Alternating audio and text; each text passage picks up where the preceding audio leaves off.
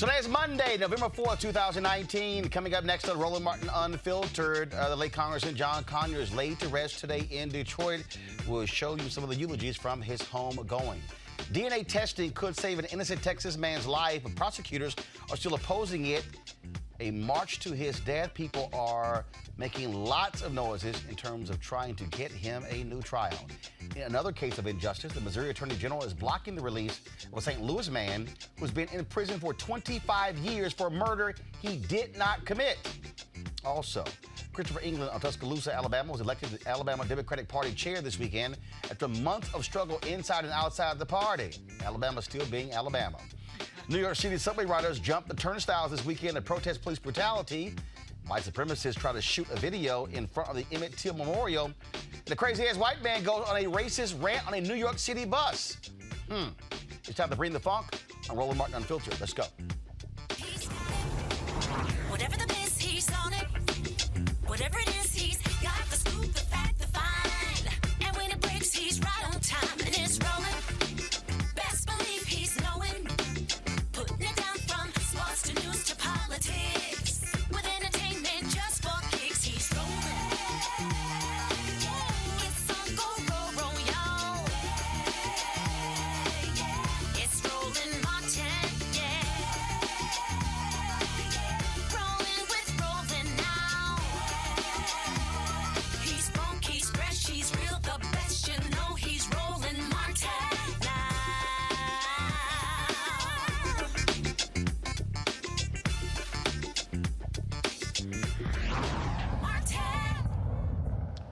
The homegoing service for former Congressman John Conyers of Detroit was held today at Greater Grace Temple in Northwest Detroit.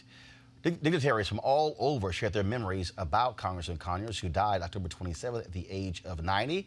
Here's a roundup of those who celebrated his life and legacy. We are here today to celebrate this sad, joyous occasion and to extend love to the family and give love to the family, because that is what Congressman Conyers would want. He would want us to cry and shed a couple of tears, maybe a lot of tears, but then he would want us to get up. He would want us to get up and keep moving forward and keep living the life that he fought so hard for us to have.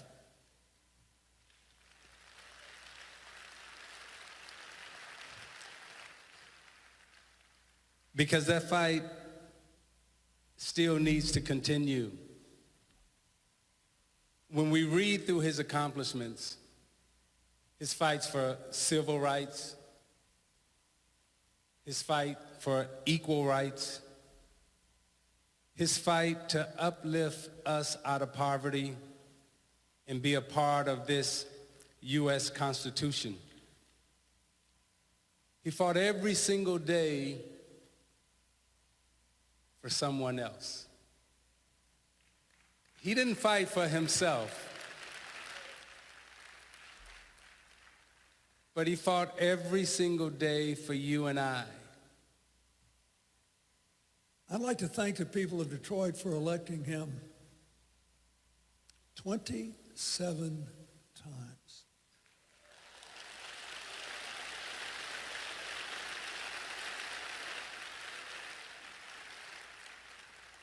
I'd like to thank you for giving him the space and the support, not just to faithfully represent his district, but to represent people all across our country and even around the world on the things that we should all care about.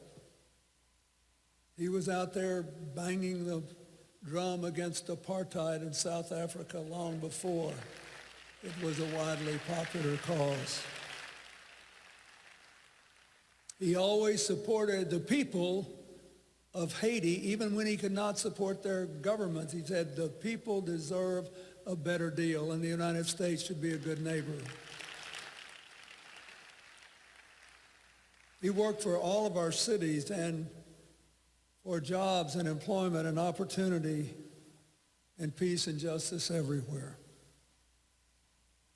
Not every district gives their elected representatives the elbow room to do all those things. So I thank you for giving John his head. He never forgot about you either.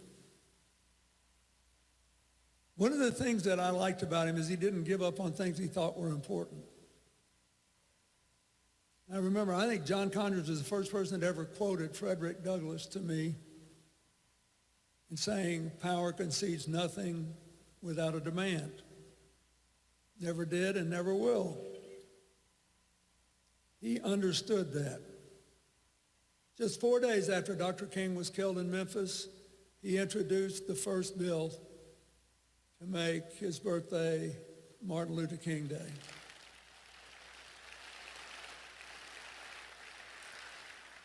It took 15 years to pass, but John never gave up. And he kept reaching out to Republicans as well as Democrats.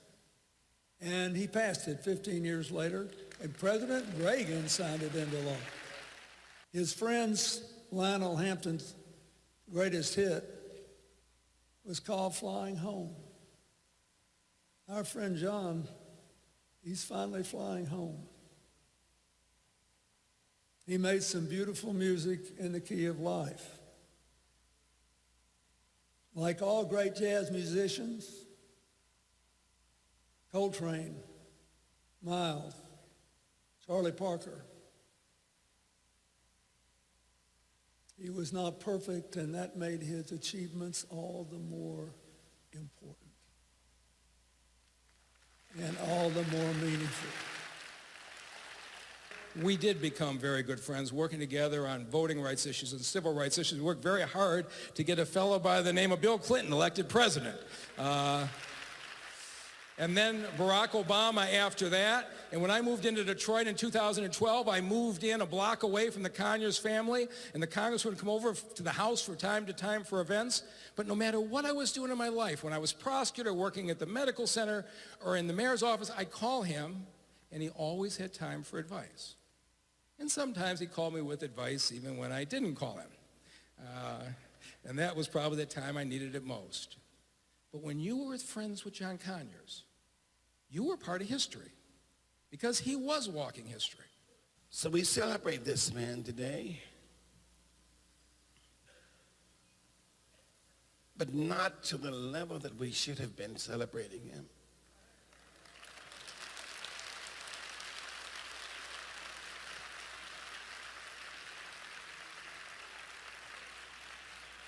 Because he talked about those higher mountains, climbing them.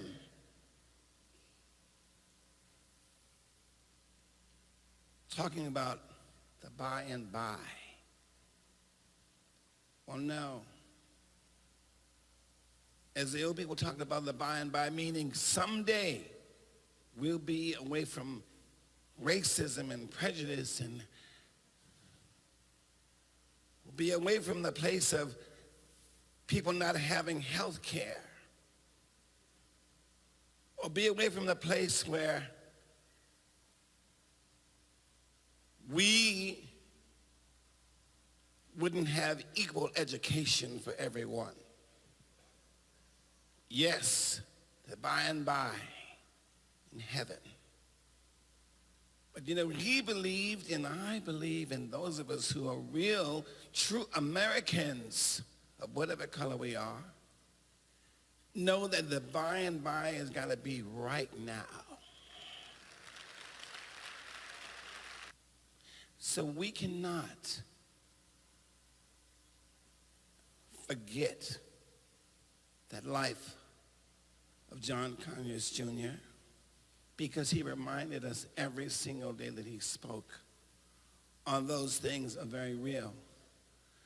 But what we can do so that we don't forget is commit ourselves on this coming celebration of Dr. King's Day for those that go to work, don't go to work. Do something constructive for this nation. Make sure that those of you who have not registered, make sure that you register so that you can vote. For you, John. My city, lovely as a summer day. My city, distant as the Milky Way. My city, pretty little woman I adore. You're the only girl my heart beats for. I wish that you were mine. I have but a moment in time, but the journey with this distinguished giant has been from the very moment that I stepped into the United States Congress. I was able and honored to be able to sit at a podium in the House Judiciary Committee. It is for that reason that I come with a mountain of passion and an understanding that first, Chairman Goodlatte, we will accept that challenge, but we will also accept the challenge that this giant be honored in Washington, D.C. John Conyers answered the call to serve so that others could have justice. Many have spoken the beauty of the music of Stevie Wonder, have spoken of the voiceless. I speak of those who tried to speak and were silenced. John Conyers took their cause. They felt that there was no one who cared about them, and John Conyers came and he gave voice to the silenced, and he gave them hope. That's a little different from just doing your legislation. He went into the lion's den and he gave people hope. He led the first discussions between community and police. He was that conscience, he was that fighter. He was a Renaissance man. He educated us about our own history. He wrapped himself around being ostracized and being talked about and rebuked because he said if it was for right, he was a giant and he was going to do it. I have to tell you that I have to thank my brother, my dear friend, the Reverend Jesse Louis Jackson.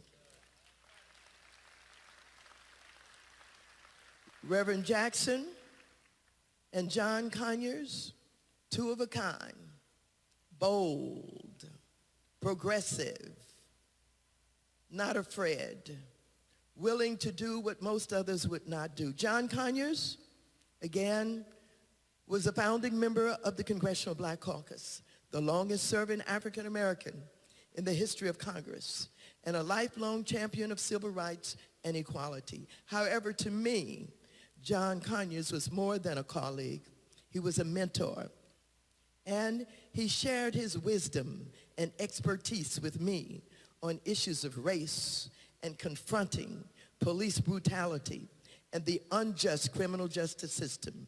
He taught me so many lessons that I will never forget. John Conyers took me and so many other members of the Democratic Caucus under his wing and his leadership, and his voice is certainly going to be missed. Folks, that was Congresswoman Maxine Waters, of course, sharing her thoughts and remembrances about Congressman John Conyers. So many folks spoke there as well, and of course, laid to rest. Age of 90, joining us right now on our panel here. We've got Eugene Craig, CEO, Eugene Craig Organization.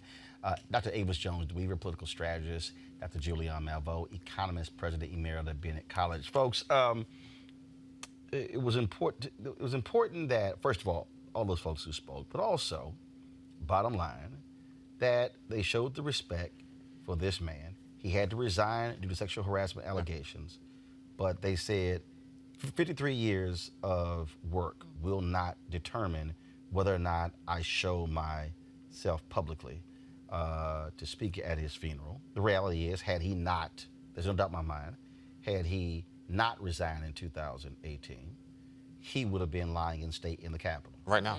He would have been, there would have been a much larger homegoing for Congressman John Conyers. You know, Roland, I was with Reverend Jackson last week, and he made the analogy of baseball. He said, when you play a baseball game, you've got runs, hits, and errors. At the end of the day, you're basically judged by the runs and not by the errors.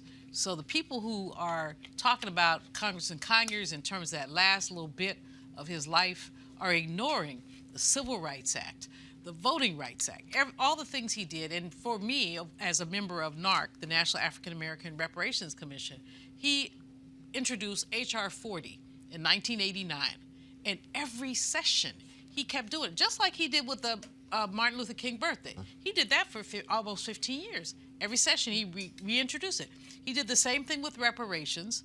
We worked with him, and he was just such a champion and such an encourager about this issue. And, you know, some people, reparations, we don't want to talk about it. But he's like, you have to talk about it. So I admired him, and I will miss him. And, you know, the sisters who are NARC, National African American Reparations Commission, we cut a little video I've been looking for. I can't find it on my computer. Where we basically said, we got his back. Don't even go there about sexual harassment. When we have been the victims of sexual harassment in terms of, you know, white people, white men basically raping black women. So let's not even go there. So Joanne Watson, the city councilor, who I hope spoke, I didn't see it today, Nkechi Taifa, we stood and we cut it. But, you know, it's just, we lost two giants in a very short period of time, but Congressman Conyers was the real deal, and that's all you can say. Avis? Absolutely. I think what his life shows us, and I hope that people take away from all that he worked for and actually ultimately accomplished over time, is that this is how policy is made in our country. It's very rare that you have a desire to push forward a, you know, momentous piece of legislation that it goes through instantaneously. It takes someone who has the tenacity to go back again and again and again and do all of the work that's necessary, not only to build the public will, but to also navigate the inside game to make that stuff happen. And so, you know, it's really important that when you see someone who has the dedication but also the political skill to make that happen over and over again with such consequential pieces of legislation that he was able to eventually push, it absolutely demands respect. And I'm so happy that they were able to show that through this service. Look, from a more generational perspective, the reason we were able to have our Hakeem Jeffries, our Tim Scotts, and our Cedric Richmonds is because we had our John Conyers and our Elijah Cummings. You know, we stand on the shoulders of giants, and you know, Congressman Conyers is one of those giants. You know, he's there for almost every consequential piece of legislation that's affected Black America, and I think we all owe him a debt of gratitude. But it's more than Black America. He stood for jobs, peace, and justice. So although he focused on our community, he focused on the broader community in terms of employment. He talked about employment legislation. In terms of peace, I mean, he was one of the few votes against the Iraq War. In terms of justice, he was always there when you're talking about law enforcement, and the disrespect of Black people. So while, on one hand, we claim him as a champion, the truth is that the nation needs to claim him as a champion, because he was that progressive voice, he, Barbara Lee, a few others, who just really, like Maxine said on the thing, he wasn't scared. I mean, he wasn't scared at all. All right, folks, in the show. Again, Congressman John Conyers laid to rest today in Detroit.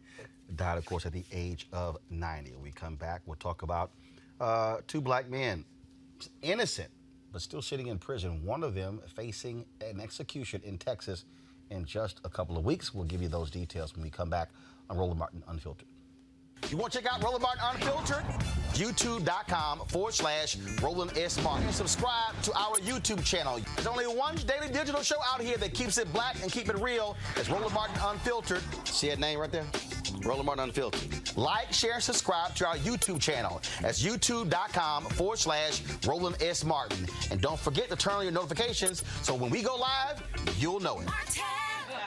All right, folks, it's the holiday season. This is when you think about spending time with family and friends. This is also when you count your blessings and support those less fortunate. This year, be a holiday hero and change someone's life forever. Right now, hundreds of thousands of Americans are sitting in jail without being convicted of a crime. Why? Because they lack the financial resources to pay their bail. Now, think about it. If you are arrested for any minor offense, you will be taken directly to jail. If you don't have bail money, you will stay there until a court date is scheduled. That could be days, weeks, or even months. Simply put, America's bail system is broken for people of color.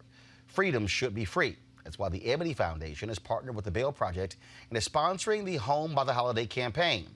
The Bail Project has helped bail out thousands of people over the years, and with your help, they plan to get 1,000 people out of jail by New Year's Day. And that, of course, will be a great holiday gift for many families. A donation from you today can change someone's life tomorrow. Now that you know the people of color represent upwards of 90% of the jail population across the country. Now, without bail, nearly 90% of those charged with misdemeanors pled guilty. Now, however, with paid bail, less than 2% receive the jail sentence.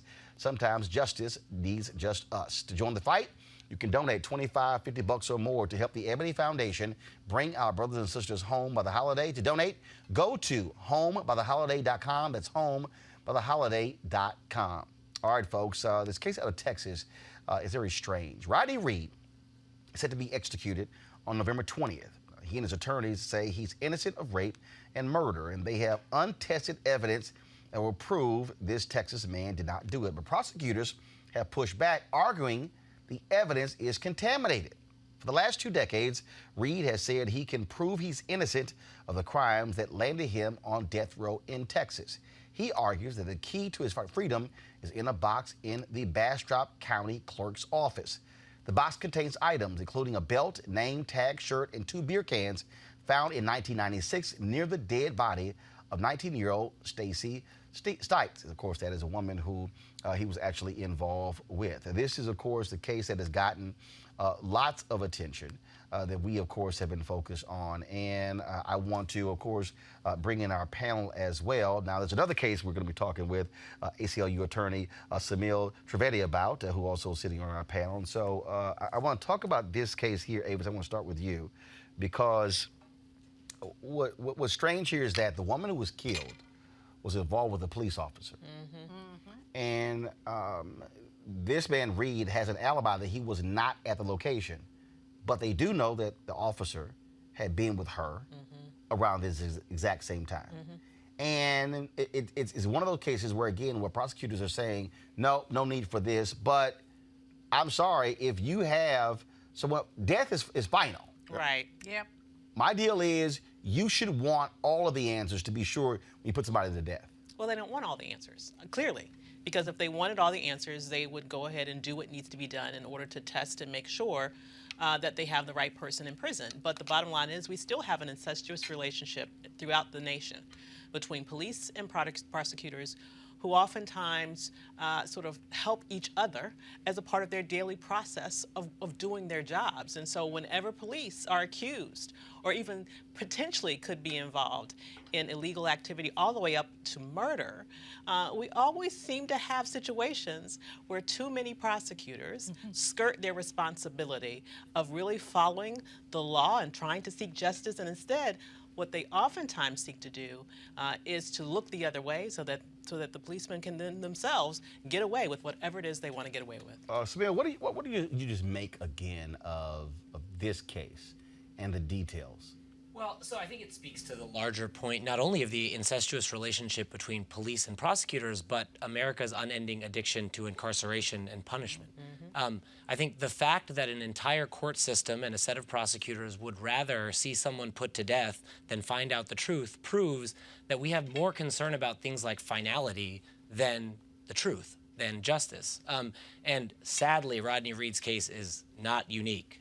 We're going to talk about Lamar Johnson's case in Missouri, and there are hundreds more like it, many involving young black men prosecuted, convicted, sentenced to death at a young age. before we had technology to get them out. Now that we have the technology to get them out, all of a sudden it's too late, right? And so I think that is the epidemic that we need to talk about. First of all, a couple of things. That last week, a witness submitted testimony that another man, the woman's fiance, confessed to the crime. You have 130,000 people who signed a petition with change.org. Of course, it's important to note, Reed is black.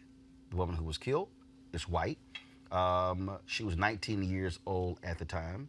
Now, here's some of the details, Eugene. Reed was arrested after his sperm was found inside her body. But even friends say they had a consensual relationship. He was convicted by an all-white jury as well. Now, initially, he said he did not know her, but later said they were having an affair. They had consensual sex the day before her death. Now, this is from the CBS piece. Police had Reed's DNA available for testing from a separate sexual assault investigation, according to a 2018 prosecution motion asking to dismiss one of Reed's appeal. Now, he had faced a series of sexual assault allegations, but was acquitted in the only case prosecuted. Okay, and at the murder trial, prosecutors maintained that the woman had spent an evening at her home with her fiance before leaving to drive herself to work in his truck around 3 a.m., and that sometime between 3 and 5, she was raped and strangled. But the people who testified against him have all recanted their testimony. And so, look, if you have on one end the young lady's friends are defending him and providing character witness, the people speaking against him are changing their story.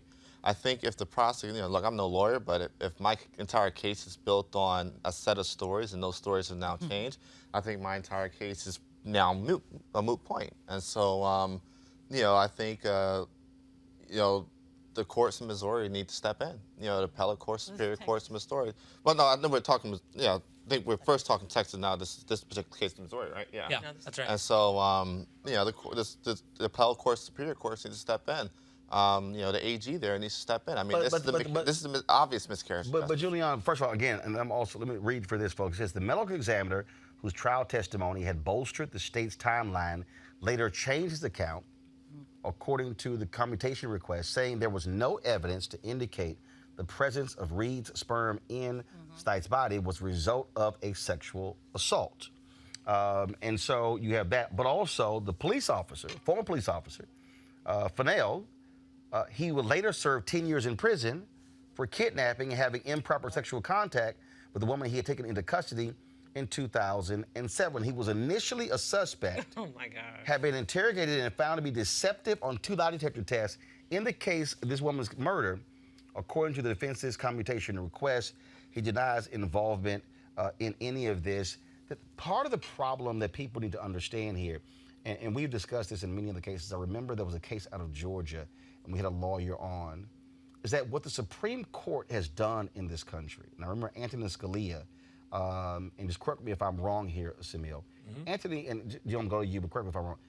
He basically said that if all the rules were followed, it doesn't matter if there was new evidence that could prove somebody didn't do it, as long as all of the appeals were exhausted.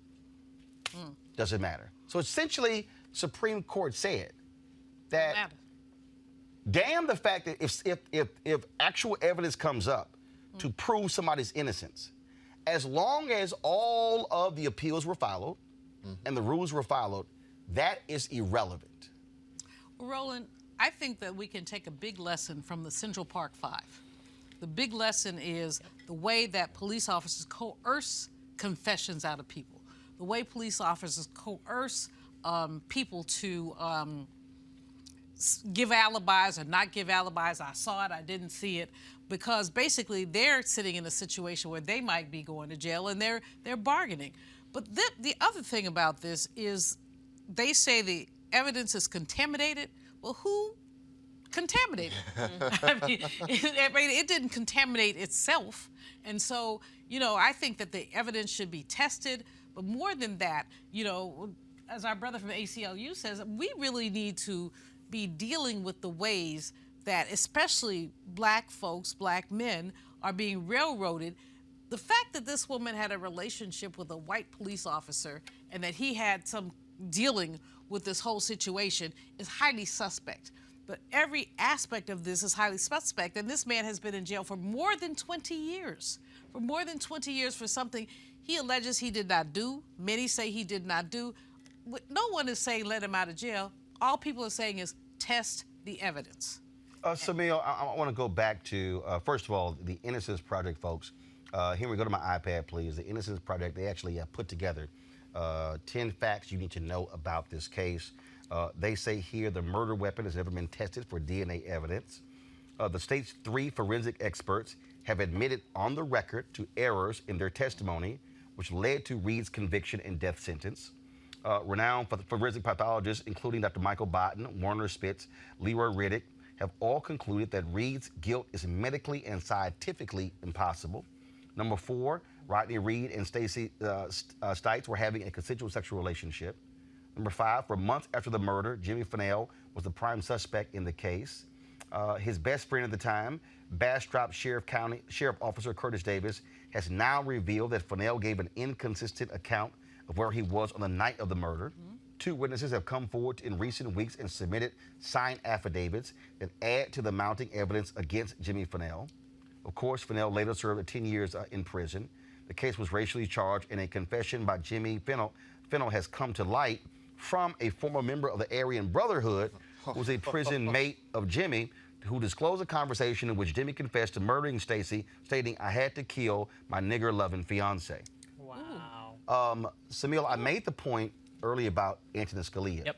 I don't think a lot of people really don't pay attention to that, but this was a Supreme Court justice who literally wrote that even if evidence came forward to prove that somebody did not commit a crime, it should be ignored as long as all the rules were followed. And this is the problem of having justices on the Supreme Court who've never lived a life like you and me, right? Because they think as long as we have process, the actual results don't matter. Or who are not lawyers like Thurgood Marshall, who actually had to defend such cases. That's exactly right. So it would be one thing if we had a process we could trust and then say, well, if the process was followed, then the result should stand. But you just showed 10 examples of why we shouldn't believe the process at all.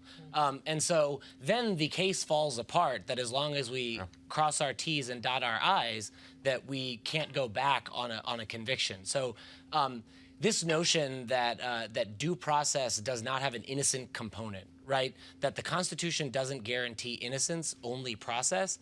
It belies the lived experience of so many people in the criminal justice system for whom the process didn't do anything for them. In fact, it got them imprisoned in the first place. Absolutely. The tainted, with many of these cases, you have tainted witness testimony. Yep.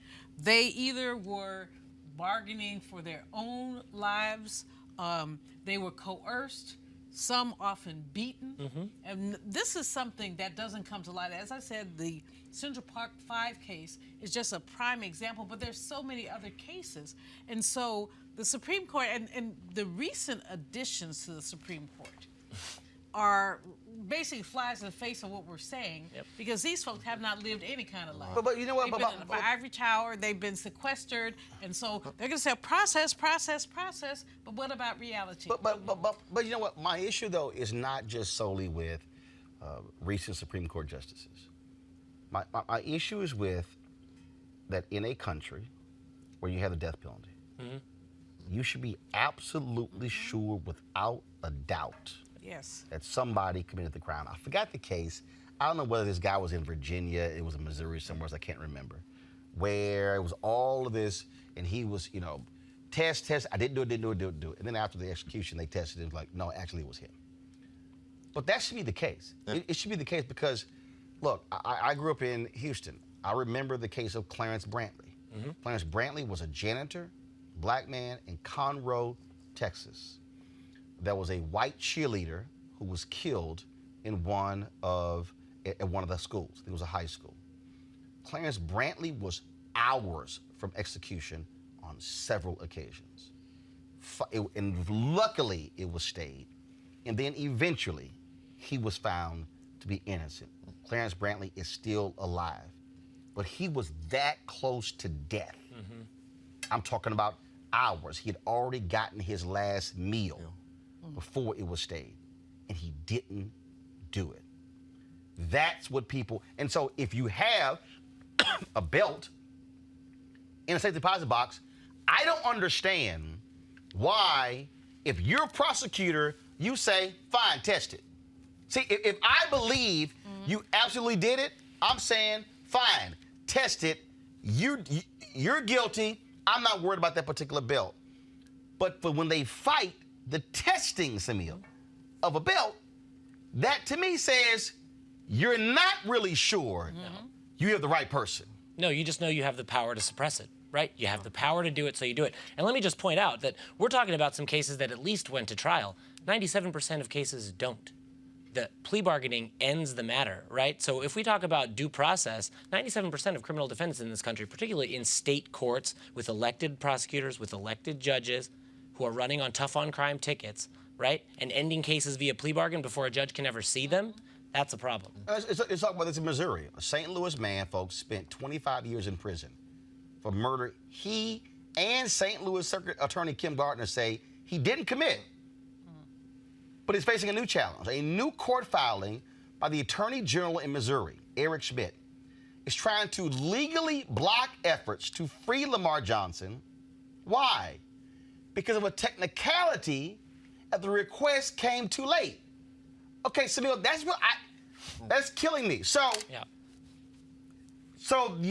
the DA says this guy didn't do it. But the Attorney General goes, now, your request is too late? And what's galling about that, and you don't have to be a lawyer to figure this out, they're saying the statute of limitations ran on a new trial motion, right? But they suppressed the evidence that would have been required to win the new trial motion within the statute of limitations, right? They hid the evidence such that it couldn't come out until after that deadline, right? And the Missouri courts are relying on this absolute technicality. Let's go back. Let's go back. Yeah. So so what did they hide? So Kim Gardner, the circuit attorney in St. Louis, who is one of these new wave of prosecutors who was elected on a reform ticket, right? And one of her reforms. So before you do that, explain to people, okay, that she's a circuit attorney, but you also have a black DA in St. Louis County. So what? You do. So her jurisdiction is the city. Wesley Bell's young black man recently elected as well is in the county. Got it. But right. So she's the newly elected circuit attorney for the city of St. Louis. She establishes what's called a conviction integrity unit, right? It's basically, we're going to figure out these cold cases. We're going to look into these convictions that seem tainted, that seem too good to be true. Very similar to what Watkins did in Dallas when he created this separate unit to go back and test DNA cases to make sure folks who were guilty were actually guilty. And a number of people have been freed. That's exactly right. And this couldn't be more the highest calling of a prosecutor, right? When your ethical obligation is justice, not conviction. The truth. Then this is your obligation. So Kim Gardner is one of these new prosecutors that has one. Her conviction integrity unit produced a 70-page report detailing all of the wrongdoing in Lamar Johnson's case, including 3 perjured witnesses and a payment of $4,000 to the only eyewitness who then recanted, right? All of this evidence should be a no-brainer for a new trial, right? But instead, the courts are clinging to this technicality. The AG is clinging to this technicality. But luckily, Lamar Johnson's case is gaining national attention. We're happy to be here. And we're happy that the ACLU, the Innocence Project, over 100 ethics professors, and over 40 sitting district attorneys themselves have said, no, this is wrong. I want to go to FaceTime right now. Kim Gardner joins us. Kim, glad to have you in Roland Martin Unfiltered. Glad to have you. Thank you for allowing me on your show. So this is very bothersome, and it sort of gives one a migraine. And I was talking about the previous case out of Texas where it was a ruling where Antonin Scalia, who when he was a Supreme Court justice, literally wrote that even if new evidence was presented that proves someone didn't do it, because all the I's had been dotted and T's crossed and procedures followed, that should be irrelevant, and the verdict should be allowed to stand.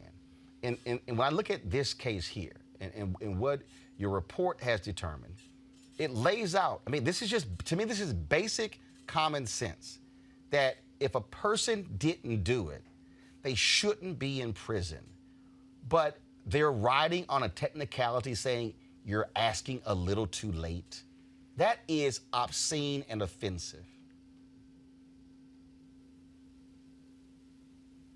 We're ministers of justice, and this signifies, how we correct the wrongs of wrongful convictions, and it's our duty under our constitutional oath as prosecutors, the elected prosecutor in the jurisdiction, to correct a wrongful conviction when we find manifest injustice. And that's why this motion for new trial and Lamar Johnson case is so important at this time.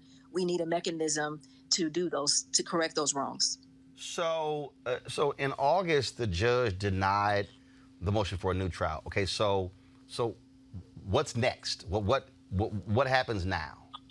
Well, there's a couple issues. One of the issues was the judge denied our motion for new trial, but at the same time, she allowed the attorney general to come in as we don't know yet, because she did not invite him into the case, but as she referred to the attorney general as having authority when a circuit attorney or a prosecuting attorney in Missouri is looking at a wrongful conviction. And so some of the sentiments of the attorney general is a habeas corpus is the proper procedure.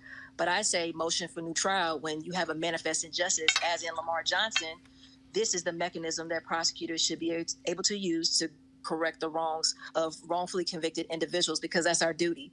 And right now, the attorney general just last week filed a motion to strike my office from appealing to the Court of Appeals. That's where the case is right now.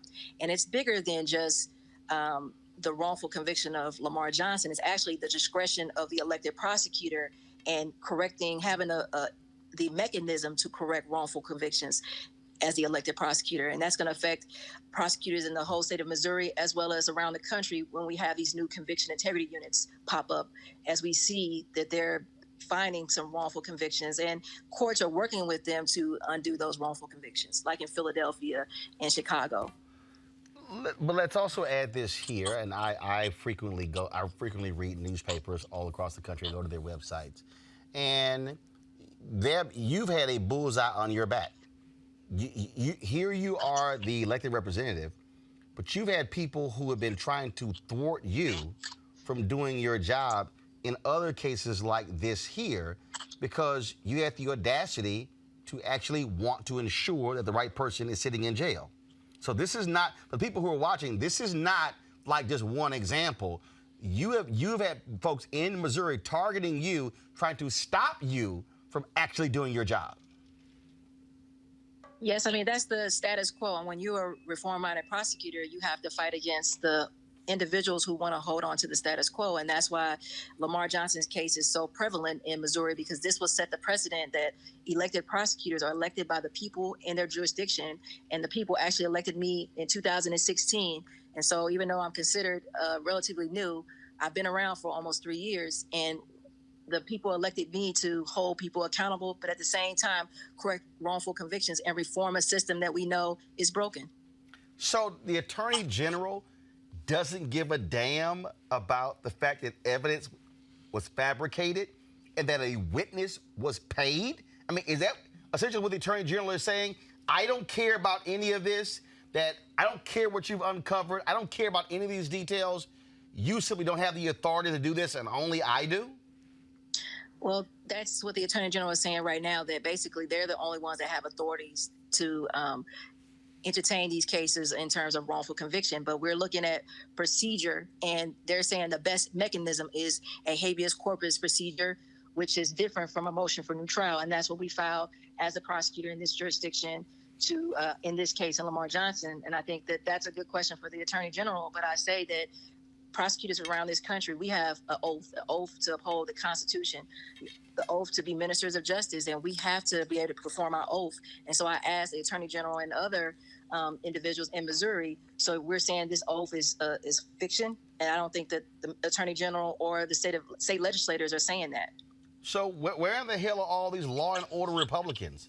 what the hell are they doing in Missouri? I mean, what is the governor saying? I mean, who else is standing with you? I mean, is the mayor of St. Louis or other city leaders standing with you?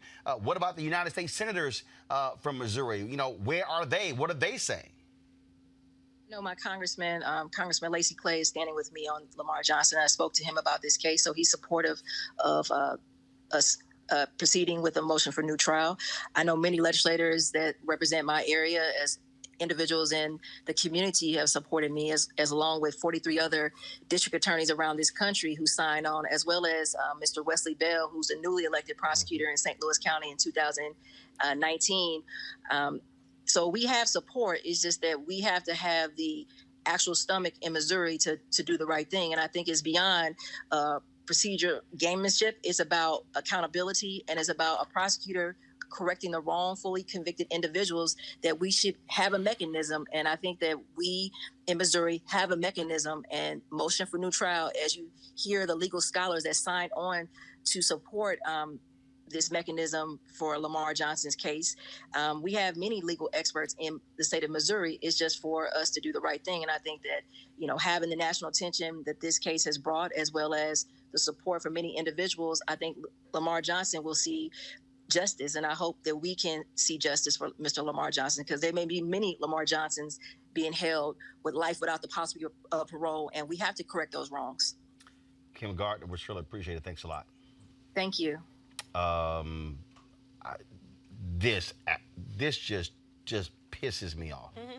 And this is the kind of crap that when I listen to that arrogant ass Trump and Mike Pence, when they talk about complicit bias, when they have the audacity, when you have Barr, the Attorney General, goes before damn police chiefs and law enforcement and criticizes people like Kim Gardner, criticizes Marilyn Mosby, criticizes Aramis Ayala, criticizes Larry Krasner, who said that these progressive DAs are going to allow crime to skyrocket in the country, yet say nothing when you have an undeniable case of a person who is innocent, and they dare to call themselves law and order Republicans. Well, because it's not about law and order. It is about over-incarceration. It's about the targeting of black men primarily and getting them out of society. That is the real goal here. And I think also what this whole discussion is bringing to light is an issue that we talk about often on this show. The importance of your vote and the implications of your vote. When you have a Supreme Court that makes a ruling that says that even if you can find out later exculpating evidence, that you're not going to pay any attention to that if all the various procedures were followed, that's wrong. Yep. But when you don't vote for the right people for president and then the Senate, you're going to get that type of lifetime appointment that will have implications on our community for decades. And when you have the opportunity, on the other hand, to vote for progressive prosecutors like this, we need to make sure we not only vote in that direction, but we also vote up and down the ticket so that she has an attorney general that is friendly to her, that will allow her to actually exert her power instead of trying to take away her power. As you mentioned, Kim's situation is not unique. Progressive prosecutors all around this nation, and particularly black women progressive prosecutors specifically, all across this nation are seeing specific efforts to have their power actually bigfooted by the attorney generals, by the governors in their states that are trying to squash their ability to actually live up to the oath that they actually take, and that is to pursue justice. And it's because those other people aren't interested in justice. They're just interested in putting more and more and more black men. Shamil, I know you guys are nonpartisan, but the reality is this is why voting matters. This is why who you vote for makes a difference in terms of justice. We are nonpartisan. We support the end of the mass incarceration state. And it can be, the great thing about this movement, and I don't want to overstate it, because for every Kim Gardner, there's literally hundreds of tough-on-crime prosecutors around the country being elected every day, often running unopposed. So the democratic engagement piece could not be more right.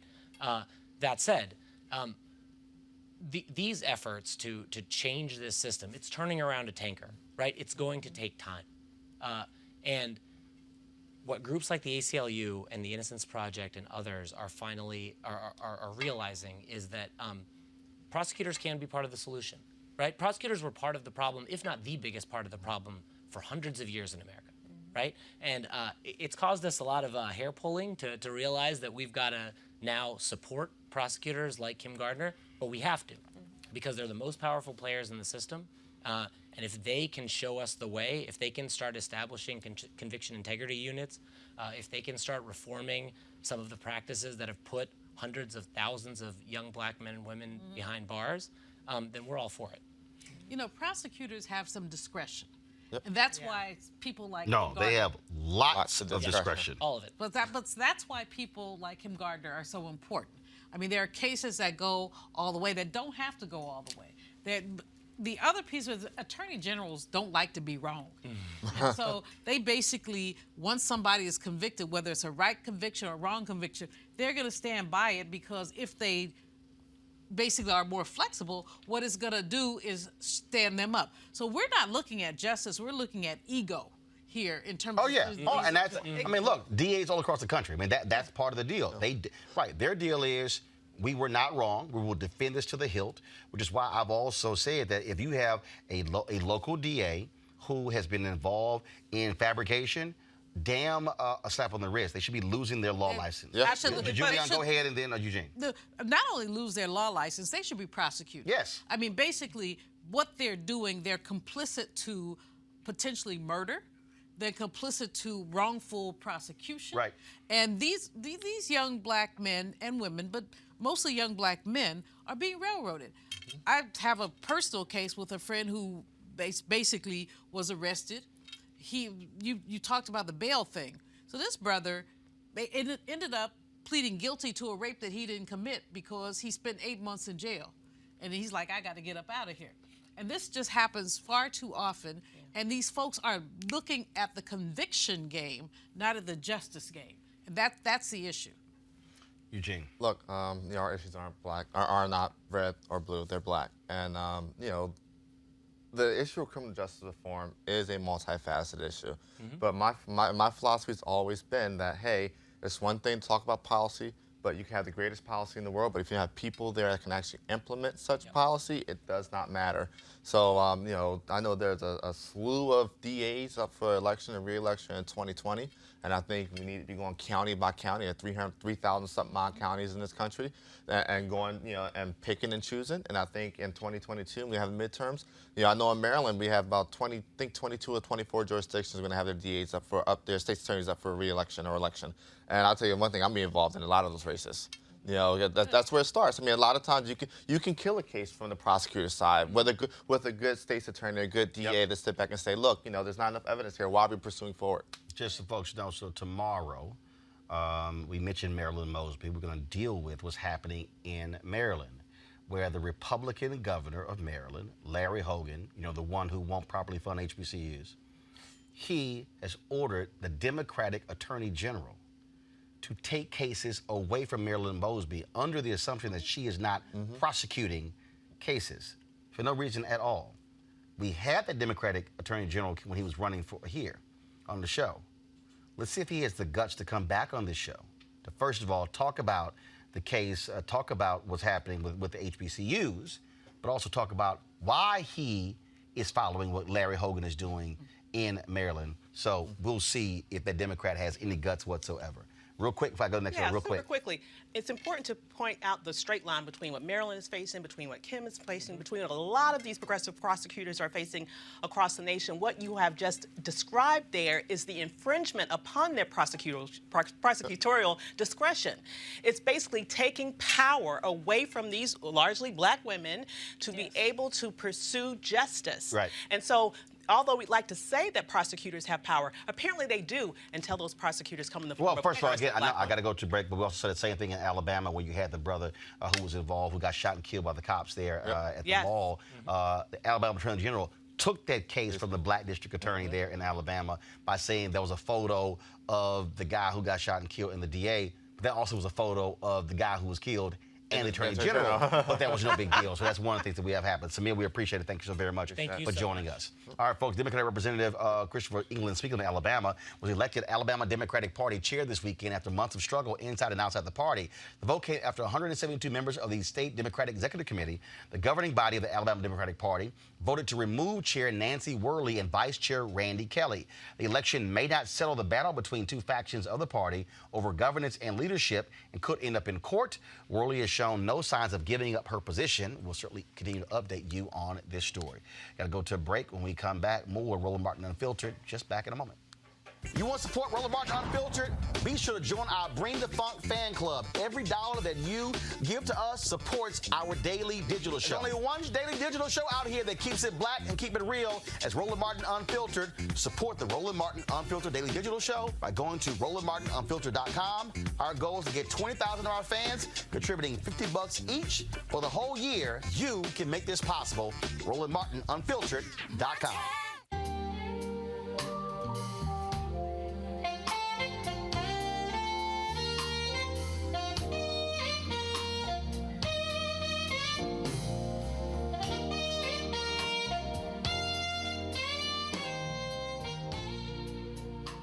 All right, folks, the Luxe Jazz Experience, second annual, is taking place this weekend. I will be in Cabo, of course, the 7th through the 11th.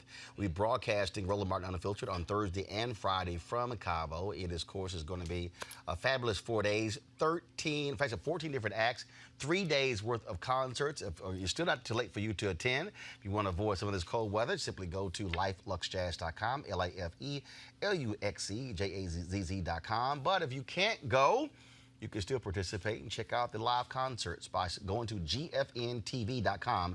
That's gfntv.com. It should be right there below. Y'all should put it on the website, gfntv.com. To actually get a live stream pass to check out all of the acts. Again, 3 days worth of concerts, 14 different acts. That was Gerald Albright.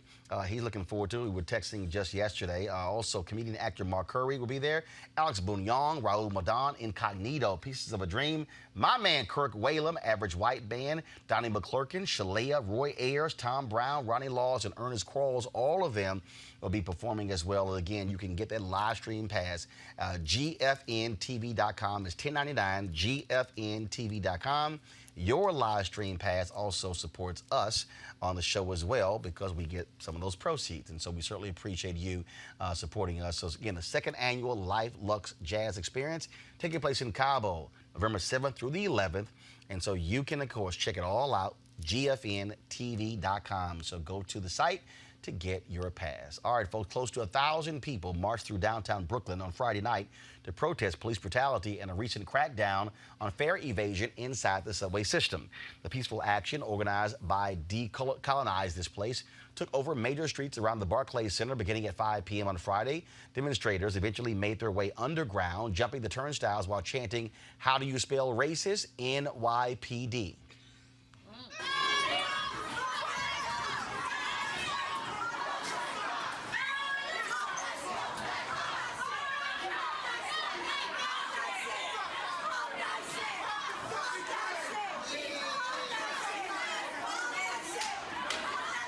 All right, folks, you might recall, of course, several people who were beaten by NYPD for jumping the turnstiles. Eugene, people keep asking the question that, seriously, is that worth doing that, spending billions of dollars on police in subways because somebody jumped a turnstile and they end up beating the hell out of somebody because of it? As somebody that has recently gained an affection for the New York City subway, one thing that I've noticed is that you'll see more cops in the subway station than you will see above ground. You know, there have been situations where, you know, myself and some friends, we've seen kids stopped up by cops and getting ready to get him done. Well, we'll just swipe for him, just to dead the situation. I mean, it's an issue, and you know, and it's a crazy issue when you take into account that a swipe to ride the subway is only $2.75. And so, I mean, my philosophy and perspective is that, look, these mass transit systems are being paid for by tax dollars. The revenue that's recouped on them never matches what it actually costs to run the mass transit system. So, you know, I think, you know, cities, especially with, you know, so-called progressives like de Blasio, as mayors. You know, Sean King had a nice little expose on folk like him and Lightfoot. If in cities like this, you know, I think going forward, and this should be something that folks should consider running on going forward, fare should be free for the kids. You under 18? Ride for free. It should be free for everybody because But it's already paid for. It's paid for. If you talk about reducing the carbon footprint, if you talk about the congestion in cities with automobiles and all of that, when you want to encourage people to take mass transit as opposed to bringing their cars in, whatever, it should just be free. As you say, it's already subsidized. It's already, you know, and it has an environmental impact. It's ridiculous that young people, or not even young people, I mean, you have homeless people, poor people, other people who are jumping turnstiles. And it's ridiculous that they should be prosecuted for that. Now, I know a lot of people say, well, you know, how come it's free? Why not? There's other stuff that's free. Well, the thing is, it's not that it's free. There's an additional cost on it, right? Because it's already being paid for out of a budget that's funded via sales tax and many times more than not a gas tax or transportation trust fund like it is here in Maryland, D.C., and the metro area. And so the thing is this. You know, if a person can't pay a $2.75, you know, fare, what makes you think they're either going to be able to pay a $100 fine or pay for a night in jail and a lawyer? So, I mean, you know, if New York City and other jurisdictions that we deal with here in D.C., you know, it's dealt with in Philly, it's dealt with in Chicago, and a lot of places that have mass transit systems, you know, if, you know, these things are already paid for, you know, the fare is an additional fee, additional tax. And so my philosophy is this, you know, look, we can have a whole separate discussion about adults and whatnot, but when it comes to children who are not necessarily financially responsible for themselves, the fare should be free. Well, I think it's useful to sequester children in the conversation, but I also think that if we really are caring about global warming, climate change, etc., public transit just needs to be free. Yeah, but beyond this is really about the over-enforcement and the overt brutality of police and how brutality has become a normal Absolutely. in terms of how we go about the business of policing in this country. And the fact that you would commit violence against someone because they did not pay $2.75 is a human rights abuse. Makes no sense whatsoever. Folks, a group of people carrying a white nationalist flag were caught on camera Saturday attempting to record a video in front of the Emmett Till Memorial in Sumner, Mississippi. Check this out. We are here at the Emmett Till Monument that represents the civil rights movement for blacks. What we want to know is when are all of the white people. All right, let's do this.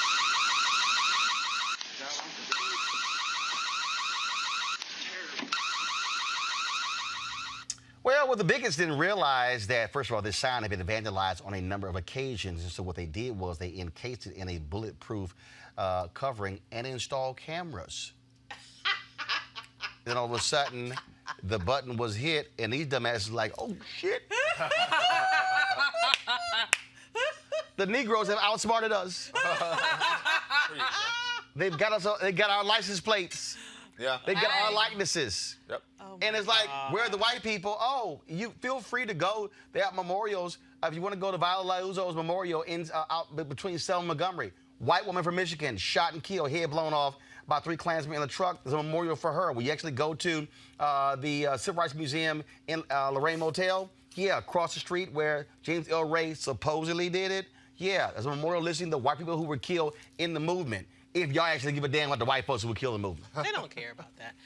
How sick is it, though, that these many decades later, you have these evil people who continue to want to destroy, harass, sully the memory of a black child that was tortured and murdered. Why don't they go to the house of the white woman still alive? Right. You know, who lied? There you Carolyn Bryant, who's still living, who admits she lied. Who has paid no consequence for her lie. These people, beyond evil, they crazy. Yep. And history belongs to she who holds the pen. The problem is that these people don't know history. We don't teach history. They don't know the meaning of Emmett Till. All they know is they got their little sheets upside their heads. First of all, we assume they can read. Oh, yeah, okay, Roland, that's a stretch. I agree with you, Roland. That's a stretch. All right, y'all know what time it is. Let's go. Uh-oh. No charcoal grills are allowed. I'm white. I got you, Carl. illegally selling water without a permit on my property. Whoa! Hey! You don't live here. I'm uncomfortable. A passenger on a Brooklyn MTA bus went on a racist rant and spit at the driver. He sat in a seat reserved for the elderly and disabled riders. When some passengers confronted him about his seat choice, well, he chose to call them the N-word and act a complete fool. You get out, motherfucker. Don't fuck with me, you nigger. You know, he doesn't wanna, he's mine. Fuck you. Go, sit down. Sit down. Sit down. Sit down, you piece of You're very shit. aggressive. Not normal person, you know. I don't care. You don't care? Yes. Look at you. I didn't care. Look at you. Yes. Look at you. Yes, we are. Yeah. Yes. You're the drive, motherfucker. You stay, motherfucker. You are waiting for the bus for 45 minutes, motherfucker. Get out. Get the fuck out of here. You get out. Get the out, motherfucker. Or drive. And shut your mouth, nigger. You need to get out here. Get the, yeah. Neck roll. Fucking neck. Get the fuck out of here. Get the fuck out for the bus. Call the fucking different driver, fucker.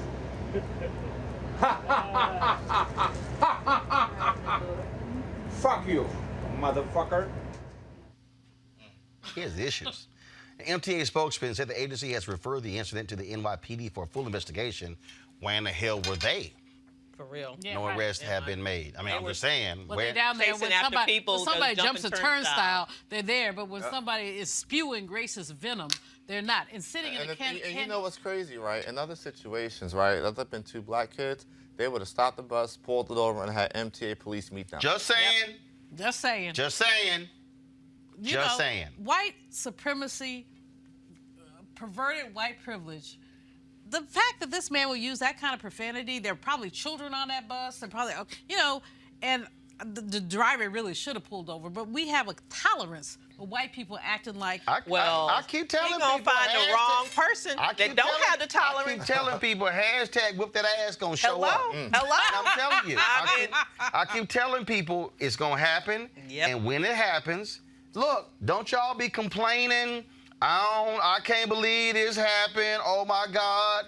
Look, I warned y'all about these crazy people who keep doing stupid stuff. Okay, I got to end the show on this here. So Rex Chapman, former NBA player, he finds these videos on his Twitter account and he puts up, he calls it block or charge.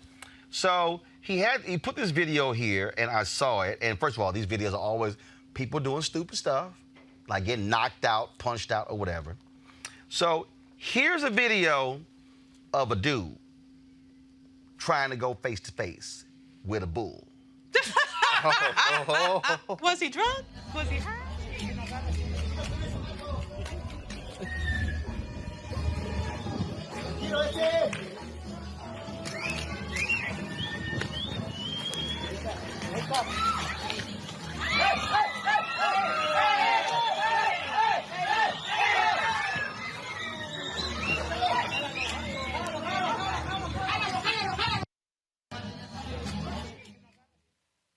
First off, I keep telling y'all, can y'all please shoot horizontal?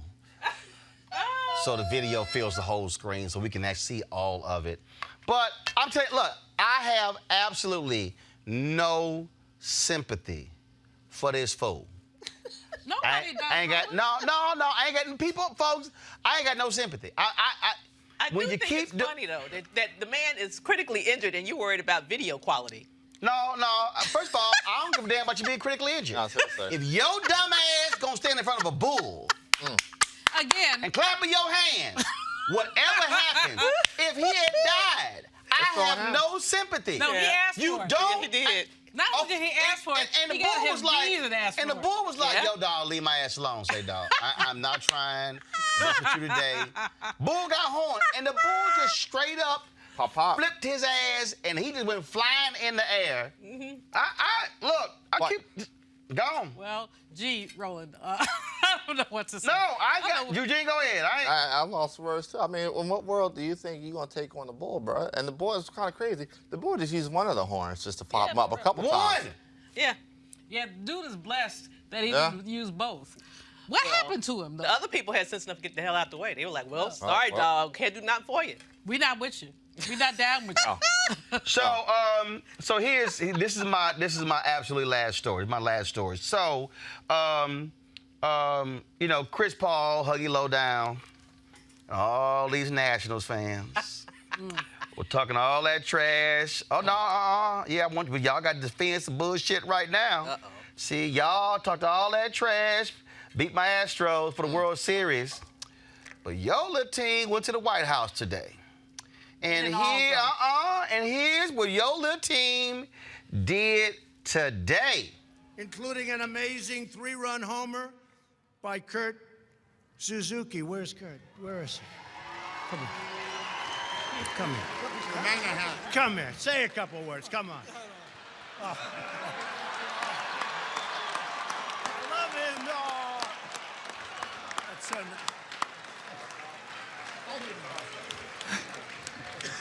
I love you all. I love you all. Thank you. What a job he did. Here's what I know. When the Astros, some of them went in 2017, a lot of them didn't. Not one put a Make America Great hat on again. That's y'all.